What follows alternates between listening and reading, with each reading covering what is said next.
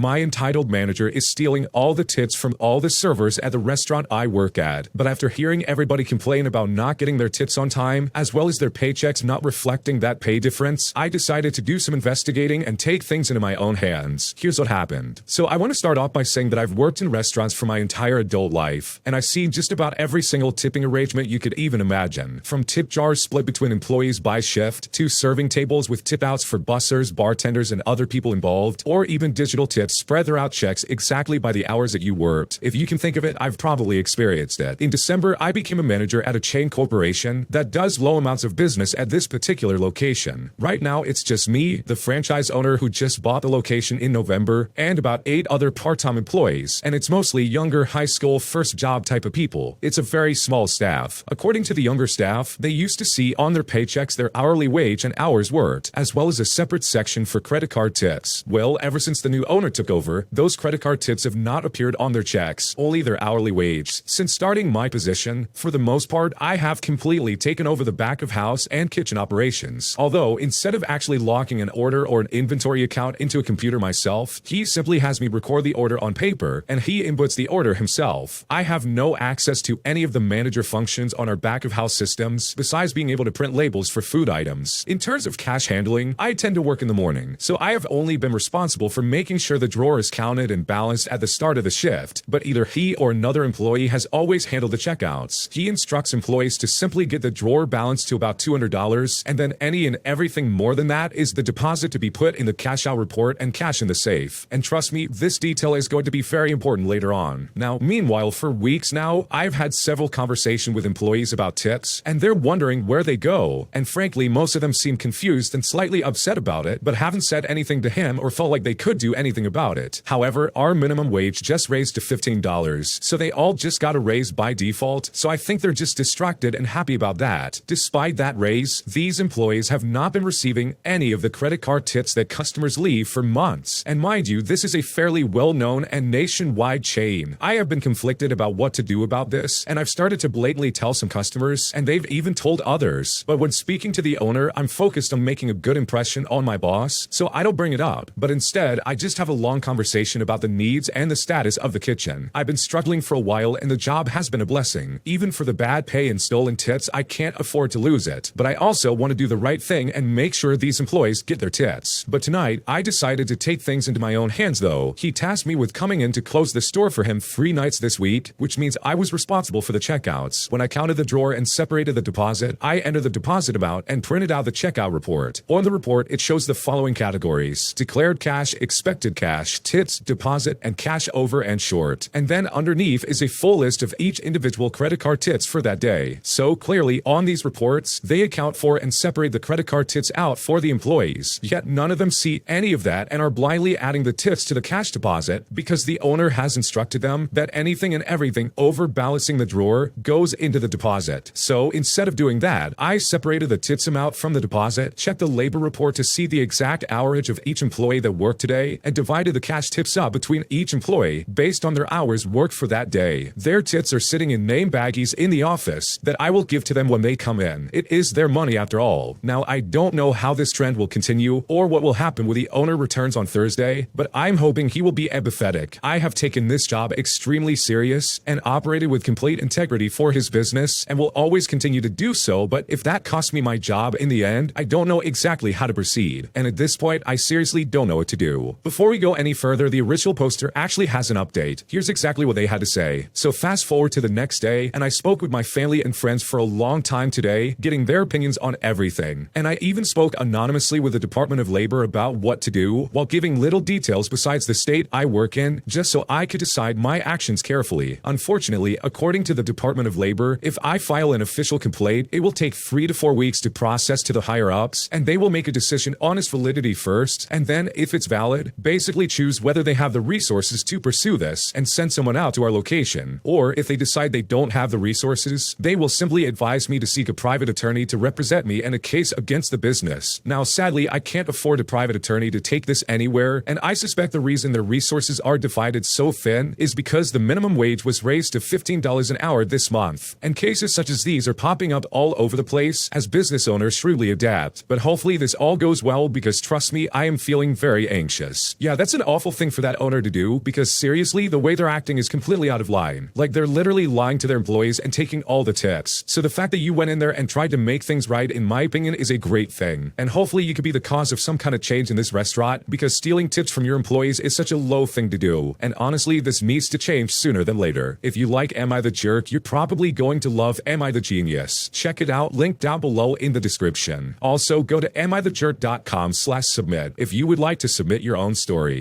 Am I the jerk for telling my in-laws that if they want a grandchild, then they should give my wife her inheritance now, just so we can afford to have a child in our lives? Here's what happened. So basically, the title says it all. My in-laws want their only child to start pumping out grandchildren. Now, my wife is 28 years old and just finished her PhD, so she wants to get established in her career before we start having a family. My in-laws know how much money I make, and they know that we can live comfortably off of my earnings. But that isn't what my wife wants. She has worked her butt off to get where she is, and she wants to reap the rewards of her hard work. She also says that once she is working, then I can cut back on my hours as a welder, and I can actually relax. I have been working since I was 15 years old, so literally half my life. I make a very good living in return for a lot of fairly hard work, and I have supported my wife with her education. She will graduate without any student loans. We have a house and she has a good car. I mean, we have a good life, and we want a few more years alone before we start our family. But unfortunately, over Christmas, the in-laws just wouldn't drop it. But eventually, I finally snapped. I said that if they wanted grandchildren, then they could reimburse us for her education. They could further pay for her salary that she would give up, and when she returned to work, they could pair the difference between what she could have earned and her entry-level position. They could also pay for a nanny so my wife could work, or they could just back off and wait for us to be ready. Well, they said that they couldn't afford all of that, but I asked them how they expected us to afford it. I said that if it really was what they wanted, they could just give her the inheritance that would be coming her way now instead of later. Well, when I said that, they got all offended and said that it is not hers until they don't need it anymore. My wife asked me to drop it, as she has tried dozens of times to explain to her parents as to why we are deciding to wait, but they just ignore her. They ignore what we want for our lives. Well, ever since Christmas, they have been very cold to us. They seem to think that I was a rude jerk for pointing out the cost of what they were asking for. A lot of her family agree with them that I went too far in asking them to pay if they wanted a grandchild. And honestly, I kinda need to know, am I the jerk in this scenario? Because at this point, I am seriously unsure of what to do. No, I don't think you're the jerk at all. I think the in-laws in this situation were really out of line. They were acting obnoxious about your wife getting pregnant, and this is in a way that was a lot more intrusive than I would personally feel comfortable with. Like, I can understand like the occasional comment of like, hey, when are we gonna have grandkids or something like that, but it sounds like this was way more intense than it should have been. And that's just not fair for you or your wife. Also, the life plan that you guys have makes a lot of sense in my opinion. She literally just got her PhD and she wants to get a job before she has kids. Like, if I went through all that hard work and then all of a sudden had a kid out of nowhere that prevented me from getting a job in that field, I would be pretty disappointed that I don't have time to work on my craft. So no, I don't think you're the jerk for basically putting them in their place, because you shined a very bright light on the way they're acting towards you guys. And hopefully, as a result, their attitude eases up in the future. I got fired twice in a row with very little to no explanation, and after racking my head and trying to figure out if I did something wrong, I am less seriously confused, and at this point, I seriously don't know what to do. Here's what happened. So I've worked in the restaurant industry as a server for several years. I've had few to no problems and was valued by my employers. Recently, I moved to New York City, where I trained with one restaurant for 2 weeks and opened with them. But then, 2 days later, after opening, they fired me. It was super out of left field, and I was not expecting it at all. Throughout the training, I mastered the menu, and most days they praised me. They said it was both due to not needing people and my performance. I asked them if they could provide any insight as to where I fell short so I could implement changes in my next position, but they were never really able to provide me with any of this information. I got a new position, worked there for a few weeks, and an incident happened where some entitled woman wanted to stay past their time at the table, and this is when we had a reservation coming in. But when I politely asked them if they could move to the bar, they talked to the owner and I was fired again. So the same thing happened. They called and they fired me, and I asked why, and they said the exact same thing. And when I asked if there was anywhere that I fell short, they alluded that there were some things, but again, they didn't give me any specifics. I even asked them several times, just wanting to know where I needed to improve to prevent this from happening again. So at this point, I'm really just trying to figure out if there is something that I'm not thinking of that is causing this to happen. Finding jobs here is a nightmare, plus the training periods where you're hardly even getting paid. I'm confident that it is not revolving around my personality. I'm very kind and I'm accommodating, and I got along great with all of my coworkers. I never miss any shifts, and I was always on time. Plus, I'm 100% 100% sober, so that is definitely not an issue. I also never butt heads with anyone and very rarely messed up any orders. Of course, in being new to any restaurant, there were some growing pains, but nothing out of the ordinary. The only thing I can think of is maybe that they were looking at the sales or something like that. Not that I think mine were low, I just can't fathom any other reason. Also, why would there be something that they all refuse to tell me? It is honestly so strange, and at this point, I seriously don't know what to do. So this really does sound like an awful situation, and I'm so sorry you're dealing with this. It doesn't sound like you did anything wrong with like work performance or anything like that, but I think it really was just like a matter of like the stars aligning against you. Like for the first place, I'm willing to assume they just hired too many people, and you're just one of the people that got the short end of the stick. And sure, that definitely sucks sometimes, but unfortunately, that is just something that happens. As for the second place, I think you really should have brought that to a manager, even though in my opinion, I don't think you did anything wrong. So I think regardless, I wouldn't let this shake you up too much, because I really think these are just freak accidents and that they're not connected in any kind of way. Because if you really are doing all the positive things that you're mentioning, then eventually you'll find a job that will treat you right, which will hopefully make all of these experiences worth it in the end. My boyfriend of 4 years has ghosted me after I was in a car accident, and after 5 days of dealing with him not contacting me, I'm now wondering if I should contact him first, because at this point, I seriously don't know what to do. Here's what happened. My boyfriend and I of 4 years got into a bit of a silly argument the other day and went to bed not talking. We currently don't live together, and the next morning I woke up to a long apology text message from him. I texted him back accepting his apology and apologizing as well. Minutes later, I was involved in a car accident as a passenger in a vehicle. I was lucky enough to be able to walk away from the scene, but it was a very, very close call. It was extremely traumatic for me, and I went to the hospital shortly after with my mom. I called my boyfriend before arriving at the hospital to let him know what was happening. He couldn't believe what I was telling him and expressed how grateful he was that I was still alive. Hours later, as I'm arriving back home from the hospital, he called me to check in. I missed his first call but answered on the second one 2 minutes later. We were on the phone together for less than 3 minutes. As I was explaining the situation to him, I was stuttering. I was trying to get out something that the guy at the hospital said, referring to the doctor or the nurse that saw me at the hospital, but my boyfriend swears he heard me say the hot guy at the hospital. He then wouldn't listen to me, and he began talking over me, saying things like, "What hot guy at the hospital? You messed up and you're tripping over your words. You might not have meant to, but you definitely said hot guy at the hospital." At that point, I got fed up that I couldn't even get a word in, and I loudly said as he was speaking over me, "I'm going to hang up now." And then I did exactly that. Seconds afterwards, he sent me a text message saying the following: "How are you gonna say the hot guy at the hospital and then hang up on me? Whatever, feel better soon." Now, I'm not gonna quote the entire exchange, but it continued with me calling him a jerk for treating me like this after the day I had just had. I told him that I was mentally and physically in so much pain, and that there was no hot guy at the hospital, and I didn't even say that. He said I was gaslighting him, and that lately I've been acting awful and rude towards him. He said for me to have a good day and to feel better, and that he's not dealing with any of this garbage. Well, it's been about 5 days now, and we still have not talked. He hasn't checked on me at all, and I'm pretty confident he hasn't asked any of my family or friends how I'm doing either. Now, to be very clear, there was no hot guy at the hospital. I honestly just fumbled my words. So do I contact him first, or do I continue to wait for him to contact me? What should I do? Your boyfriend sounds awful. First of all, he's really not being sympathetic of you getting out of the hospital, and he's also basically ignoring the fact that you're in a really bad accident, and instead he's focusing on something you didn't even say. Like, you very clearly stumbled your words, and it's honestly not that big of a deal. So for him to hyper-focus on this one thing that you didn't even say, and that you very clearly articulated, "No, that's not what I meant," in my opinion is a giant red flag, and seriously is so uncalled for. It's also ironic how he's like, "Oh man, you're gaslighting me," when in reality, he's the one doing that to you. He's making you think like you actually said something that you didn't. Also, he could try to catch you in some kind of lie. But there is no lie, you're just trying to tell him exactly what's going on. His action also kind of makes me believe that he was almost looking for a reason to be mad at you. Like maybe he was trying to find some kind of excuse to blame you for the relationship or something like that. I mean, I don't know. If I was with someone for 4 years and they said something by accident, I would hopefully know that person long enough to be like, "Oh, okay, they didn't mean it like that." Because seriously, this guy sounds like a narcissist, and he sounds incredibly toxic. And in my opinion, you do not deserve to be treated like that in the slightest. My entitled neighbors demand that I give them access to the lake behind my house, as they claim it's their right to get to the lake whenever they want, regardless of if I own the property or not. And I'm honestly so annoyed by all of these people coming to my door that I'm now at a loss, and I seriously don't know what to do. Here's what happened. Okay, to start things out, last year I purchased a property from the estate of a couple who owned it for about 50 plus years. As they got older, they spent less and less time there, and by the time they passed away, they had it lived on the site for almost a decade. The property is heavily wooded with lake access from the back of the lot, and it was in need of some serious tender loving care. Because of the woods and the distance between the lots, I didn't expect to see much of my neighbors, but at first I had people stopping by all the time telling me how great it was that I was cleaning up and renovating the property, which I thought was awesome. I work from home, so it was nice to see people living reasonably around me. So this was all fine and good until the last steps, pouring a concrete pad for my van and finishing up the fencing. I hadn't moved in yet, but once the extra driveway and pad were added, I parked my van. When I returned for the final move-in, there was a massive gouge down the length of it, as if someone had squeezed another vehicle by or dragged something else large by it. But anyways, I've moved myself and my dog in, and because of the dog and the incident with the scratch van, I decided to close the gates. Now, by doing so, I cut off access to the lake through my property, and it appears the neighbors have been using my entryway and side yard to get down to the water for a while, and this is because the old owners were never here to care about it. I started getting notes and knocks on the door about the problem I had suddenly caused. Now, I don't mind the occasional neighbor kid knocking on the door to cut through, but this was absolutely non-stop. I'm not kidding, like 3 to 4 groups a day, and they were not always terribly polite about it. I was even asked to move my van and vehicle so people could back up boats down the drive, and I'm now assuming that's how my fan got gouged. Now, I start by explaining I have a dog and the normal reasons for having a fence, but instead I have been met with some pretty intense criticism that I'm changing how things have always worked around here. The last straw for me was people opening the gate on their own and then getting upset that my dog was loose in the yard. I finally acted by putting up a no trespassing sign, a sign indicating that the dog was in the yard, as well as locks and an intercom by my doorbell, so when people ring I can tell them that I'm working and not have to come down to the door 5 times a day. Even though the summer season has come and gone, I'm still getting a steady barrage of notes and voicemail messages telling me that access to the lake is grandfathered in as the previous owners allowed it, and it's been going on forever. These letters and voicemails are coming from 2 houses specifically, a woman in her 50s and a couple about the same age. They claim they represent the rest of the neighborhood, as well as the homeowner association, which, by the way, when I purchased my property, there wasn't a single thing about neighborhood covenants or an actual organized homeowners association. Sometimes the letters and the voicemails take on a more formal approach, other times they're just informing me of how bad of a person I am for ruining the neighborhood. My attorney assures me this claimed easement is absolutely not a thing, but these are people I'll presumably be living nearby for a long time, and I would prefer to be at least on neutral terms. So is there a way for me to deal with this that I might be missing? Because at this point, I honestly don't know what to do. Honestly, your neighbors sound awful. Like, they seriously assume just because they've been trespassing on the old owner's property for how long now? What, 10 years? They can now have that supposed right given back to them with a new owner? Like, what is going on here? There is literally a new owner of the property, and if the original poster says no, you can't go through my yard to get to the lake, then that's that. Find another way to get down there. If it really was grandfathered in that they should have access, then that probably should have been explained when you bought the property. Like, they would have straight up told you, hey, you can get this house, but people have a legal right to drive through your yard and go down to the lake by your house. Now, I don't know about you, but if I knew that before buying this property, there's no way I would buy it in the first place. I wouldn't want people driving through my yard, especially if I had a dog like the original poster. And you know what? The way these people have been acting as a collective is so inappropriate. They've been rude and aggressive. They've been ganging up on you just because they're the new person in the neighborhood, and they're acting like they can push you around based on their own trespassing from before you got there. So honestly, I really hope this all gets worked out, because these people that you live by sound incredibly entitled, and I know if I was in your shoes, I would not want to deal with that in the slightest. When you subscribe, make sure to hit the bell to turn on notifications. To finish listening to all the stories, check out the playlists at the top of the description. And if you want some chill music to put on in the background, check out easymode.com. If you like Am I the Jerk, subscribe to Am I the Genius. Everything will be linked down below in the description.